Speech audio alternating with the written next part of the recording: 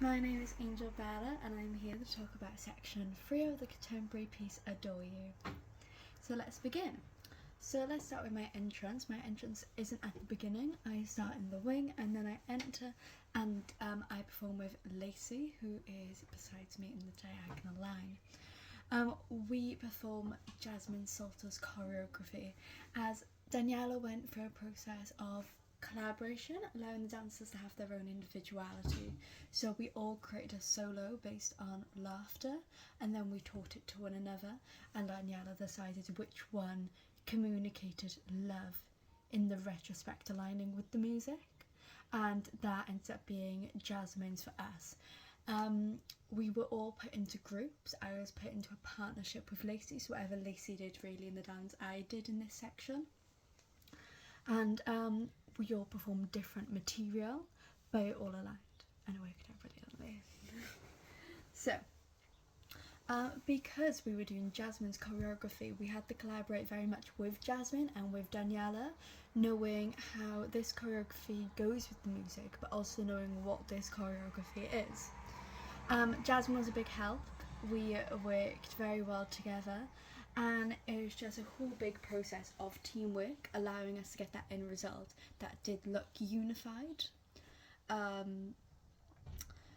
Going through this trial and error process with this choreography, we did nearly use choreography that me and Jasmine made as well, as during the process of creating this big contemporary piece, we all made multitudes of choreography, and then it was just the case of Daniela, the head choreographer of the piece, trialing, erroring, choosing, picking, basically refining down what material she actually needs. She didn't think it aligned with communicating the theme of love, so we did try it, but the part of trial and error obviously is seeing what aligns best, and it just didn't. But it was really nice to see it go through that process. So the next time I re-enter, as I go off stage, and the next subsection begins in Adore You, where we have a trio upstage on the left, and we have Hannah doing a solo that travels across the stage, downstage, entering from downstage right. I then enter with a mannequin, and these mannequins, the purpose of them and how they symbolise is all of them are going to have a word on them, and these word will allow us to ultimately see like we're trying to grab hold of them. We want this to be a part of us. We want this, whatever the word is, to fade into us, or we want to give it to someone else. It basically symbolises attributes and characteristics of a person, or say, for example, forgiveness, what we want a person to do for us. So yeah, it's really nice, and I really like how that is communicated through this piece.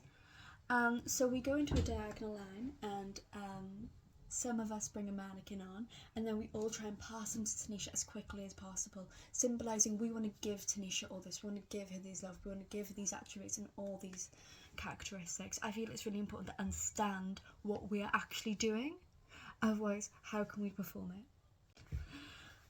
This then goes into the next unison section, which I love. It's all about projection, building that big kinesphere. There's lots of, it's very much based on release technique, with arm swings and big rainbows. I really like this one. And then straight after this one is followed by a quartet, which I am in, with Hannah Edwards, Lacey Gunn and Tanisha Hanley. This section is around 3/8, and it ends with me and Tanisha Hanley staying in a headstand. Now, for preparation for this, because I have to hold this headstand for around 2/8, I had to make my headstands. So in a lot of independent study, I would be in my bedroom just doing headstands on my floor, making sure that when I got on stage that I didn't just collapse. It was really important because a lot of adaptations did happen after this rehearsal, such as the mannequins weren't actually used in the diagonal line to get to Tanisha because the artistic director, Craig Coombs, didn't feel it was necessary. So instead, we went to the original choreography before the mannequins were inputted, where we all go across the diagonal line, passing a heart around, finishing with me and Tanisha creating a big heart, kind of saying, if we all share love, big love is created. You know, like if we all are sharing this contagious love, then it's never gonna escape us. And also, the scene that adapted as well were all the scenes, as or most of the scenes apart from the first one had their music changed during the process, but this allowed for us to collaborate with the choreographer and understand what Daniela wanted as her visual, and each section has purpose. The first one is connection, second one is self-love, and the third one is about self-confidence and relationships. And yeah, I think it clearly communicates that. When we went onto stage, something I noticed was, and I'm very glad that I practiced my headstands, the floor difference. The floor difference was not at all what I expected.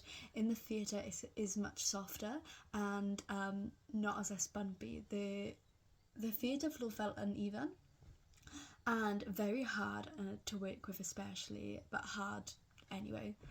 And I found it very hard to maintain my headstand, especially with a high ponytail.